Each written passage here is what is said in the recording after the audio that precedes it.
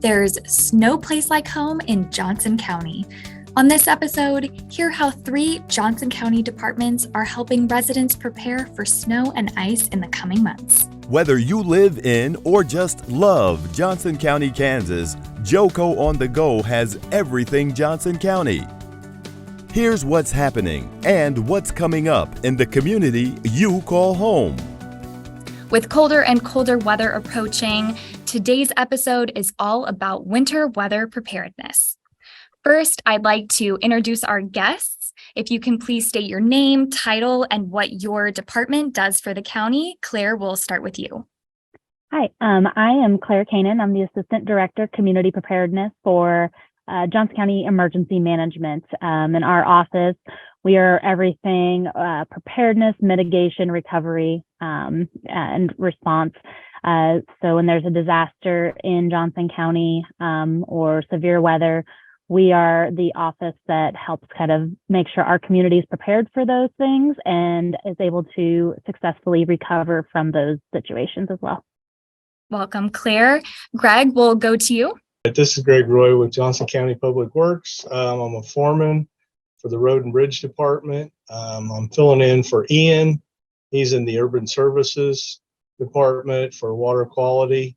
So that's kind of what I'm doing. Welcome.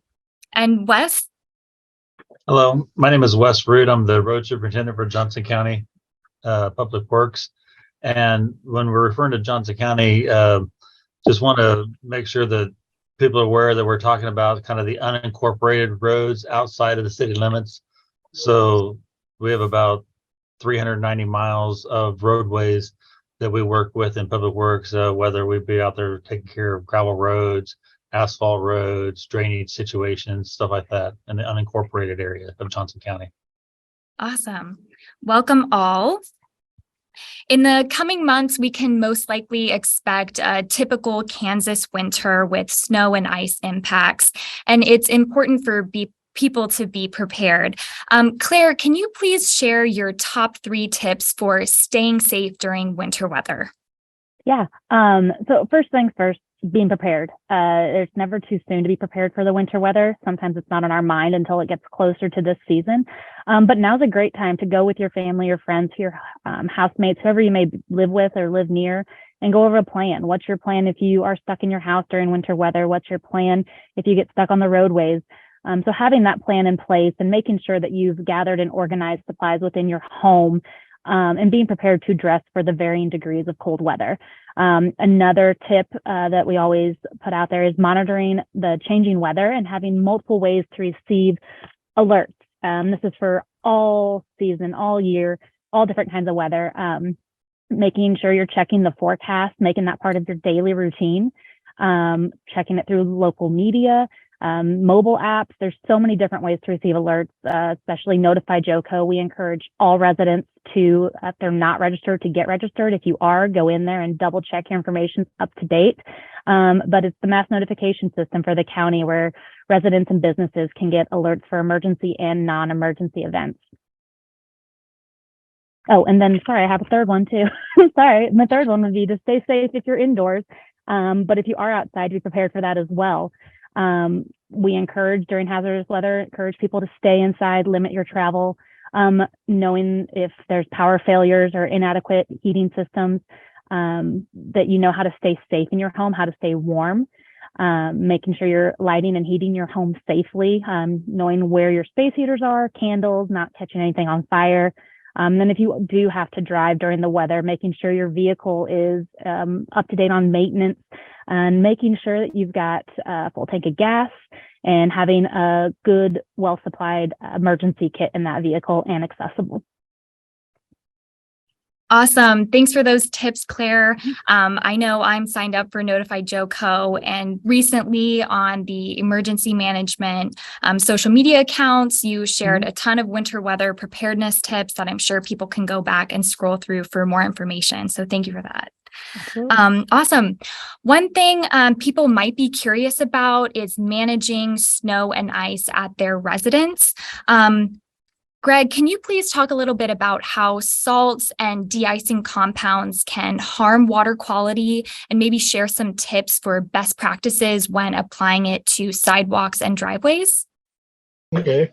I'm filling in here for the Urban Services Department. So if you are putting your salt or de-icing compound on your driveway and steps, it's best to apply a recommended amount on the box or the bag that you're getting. And then please don't apply again and again if it's not working. You're going to have to wait for some kind of sunlight or temperatures to rise. If you need to put down for traction, put down a little sand or a little dirt or something for traction purposes, because the more salt you're putting down, the less that it actually works as far as in temperature. So if you're putting down more, it actually rises. It has to be like 28 degrees instead of 20 degrees for it to work. And the water quality, what happens is we get too much salt down and we get the melt from the snow, or we happen to get a sleet or a mist or rain. It goes into our stormwater sanitary basins, and then it goes on down into creeks and stuff. And too much salt will raise the levels, and then we start to affect fish, insects. It'll even kill your grasses in your yard if you get too much salt in areas. So that's what we're trying to avoid and make it a safer environment for all species and all life. So. Wonderful. Yeah, that's great information to share with the public. Speaking of salting the roads, Wes, can you please share with our listeners the difference between the county's responsibilities and the city's responsibilities when it comes to preparing roads for winter weather? Okay. So most of your cities, the roads are pretty much all hard surfaced. So when they apply their salt, the salt will actually help either keep the ice and snow from attaching to the pavement, or help it debond from the pavement so they can plow it off. We still have 130 miles of gravel roads that whenever that salt's applied to a hard surface road, like an asphalt or concrete road, it could melt through the salt, go down to the bottom, and work on the breaking the bond between the ice and the pavement, so that the roads can be cleared with plows. Gravel roads don't have that ability, because it would just soak on into the soil, and it would actually lower the freezing temperature of the soil and make soft spots on the asphalt or on the gravel. So we have the 130 miles of gravel roads that pretty much all we can do is blade them. Blading them will actually turn up some aggregate into the surface, and so that'll give them a little bit of traction, like Greg was talking about on your slick steps. Otherwise, our asphalt roads and concrete roads are very similar to the city roads. During the daytime, you're treating, you're plowing. At nighttime, it's a lot different. A lot of your city streets have stops, more frequent stop signs with intersections, street lights, lights, street signals and stuff like that. And so it's easy to kind of see where you're at. When you get out in the country, there's no lights, there's only your headlights. If the snow's drifting across the road, it can make everything really flat. Sometimes we have edge drop offs. So our drivers have to really kind of be careful and clear that first path closer down the middle, for their safety, and then work their way out to the edge. So nighttime's a challenge for our guys. We usually run a smaller crew and just work on trying to keep the main lines open, and then we'll have a larger crew out during the day when it's a lot easier to see and a lot safer for everybody to be clearing those county roads. Yeah, no, that definitely sounds like a challenge at night, and amazing work that your team is doing. If the listeners had questions about snow removal, so if they're in the cities, they would contact their city, but if they're in unincorporated areas, they would contact Johnson County Public Works. Is that right? That's correct. There's also, if you go to Johnson County's website and go to the Public Works Department, there's a service request on there. And when you click on it, if you happen to be in the city, it'll let you know what city to contact. If you click on it and you're in the county, there's a form to fill out down below. That information goes straight into our asset management program, and then we would get that email and could, contact the citizen back or go out and take care of the situation. So we ask people to give us a little bit of time whenever an event help would get started. If they have an emergency, contact the sheriff's department or the police department, and they work with us to get a truck out there. Like, let's say ambulance can't get to our house, but they need us. They need to be there. We can run a plow right in front of the ambulance to get there. So the service request is an easy way to reach out and let us know, hey, I think you might have missed our street. We can usually have our roads cleaned up in a 12-hour shift once the snow stops. Wonderful. So after that amount of time, you still see something we may have missed. Accidents do happen. So, Right. We'd be definitely check it out and get out there and get it taken care of. Or if we inadvertently put snow across your driveway to where you can't clear it out, we've inadvertently done that a time or two. A new driver didn't Sure. realize the driveway was there. Yeah. Awesome. Well, thank you for sharing that with everybody. So in case of an emergency on the roads, Claire, I want to circle back with you. You mentioned emergency kits for cars. Can you walk us through some tips? Should people be putting together these kits to keep in their car? Yeah, and it's very simple. It's a lot of things that you probably either already have in your vehicle, just maybe scattered throughout, or it's things you can just find in your home. But having that kit ready in your vehicle in an area that's accessible, that if you can't, if you're stranded on, we always tell people, if you're stranded on a highway or a roadway during winter weather, specifically, to stay in the vehicle. Low visibility, ice, snow, just bad roadways, you're going to be safer staying in your vehicle. If you can't get out and get to the trunk and that's where your emergency kit is, it may not be of any use to you. So we always say have that good stocked emergency kit somewhere accessible.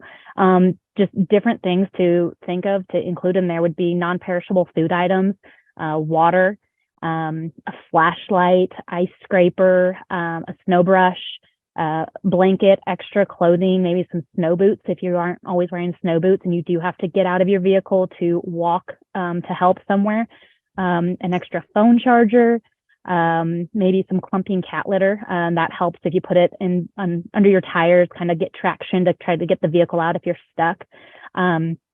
Empty gas can, just a variety of different things that if you can only have a few certain things in there, if it's small, you put that in your vehicle, have that ready to go, make sure you're checking it, maintaining it, switching out items if they've expired or aren't good anymore.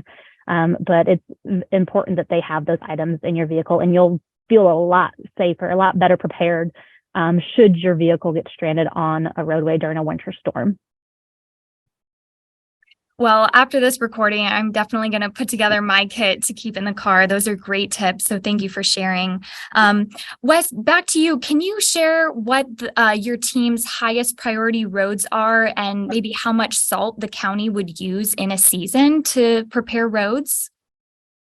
So our highest priority roads are the section line roads, the thoroughfare roads like, 175th, 199th, the ones that connect from town to town. So we focus on those first, and then we work out to the other section line roads, like maybe 191st, 183rd, Four Corners, Edgerton and such. We have 2 salt domes. Each one holds about 2,500 ton. We'll go through one dome usually in a season for now through March. We'll have typically 10 to 12 storms. It really kind of varies as to how long the storm lasts as to how much we use per storm. It winds up working about a dome per year, but sometimes one storm will require a lot more. If the temperatures are holding just below freezing to where it comes down more as rain and we're getting more ice and we're trying to fight that ice off the road for safety, we'll probably use a little more salt. If it comes down and it's colder and the snow is fluffier, we're able to plow more because as it's piling up, you're just blading that salt off again. Well, we don't want to just be blading it off into the streams. So we will stop with the salting and we'll just be plowing for a while until it comes down to where we have some packed areas that we're trying to de-ice and clean up later. We have about 390 miles of roadway, 133 of it is gravel roads and 257 of it are hard surface roads. So So about a third versus 2/3. Yeah, that sounds like a lot. And I've actually seen the salt domes in person, and they're very impressive. Awesome. Greg, earlier, we talked about salts and other compounds harming water quality. Can you share some of the amazing ways the county is innovating to help balance protecting residents, and also protecting water quality? Yeah, sure. We're really lucky with the Public Works Department. Our leaders has been really good in the last 5-6 years of actually trying to plow more instead of throwing salt down. We have AVL systems that Wes is working on, trying to get what mode every truck's in, how much, so that tells us how much salt per lane mile we're putting down. We've also been trying brine. We've been getting our brine through Olathe.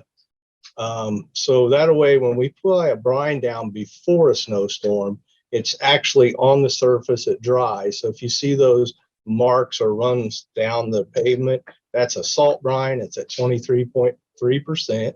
It's at optimal level of the mixture of working properly. That is better than what we call that's a pre-treat, but we used to pre-treat with dry salt.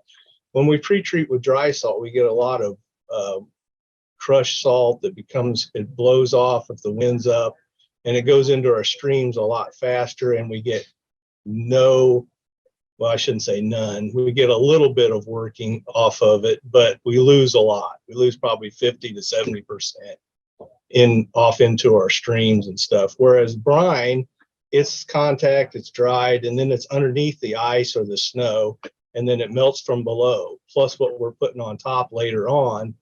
So we are trying to do innovations of that state. And also we've got a new brine machine. So we're going to start making our own brine with the county. So that's a great asset that we've got, and that will minimize this water quality problems that we're monitoring. And all the guys are starting to look at snow plowing instead of maybe throwing so much salt down. So the department's doing some leaps and bounds. We have a salt task force committee right now that's trying to work on new ways, new innovations.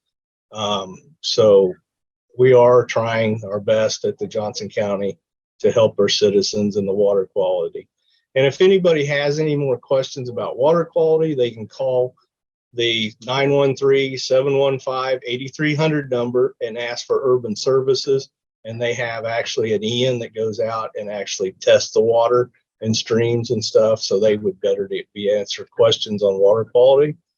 So we are working hard to help Johnson County. Sounds like it. And that sounds like some, amazing work that your teams are all doing. Thank you all so much for joining us to talk about winter weather preparedness and for sharing your expertise. Listeners can bookmark jocogov.org/snow. There you'll find our winter weather guide, helpful resources, and information about winter weather impacts throughout the county. And you can also follow emergency management on Twitter and Facebook at JoCo_emergency and Johnson County KS Emergency Management. Thanks again for listening. You just heard JoCo on the go. Join us next time for more Everything Johnson County. Have a topic you want to discuss? We want to hear from you. Follow us on Facebook and Twitter at JoCoGov. For more on this podcast, visit jocogov.org/podcast. Thanks for listening.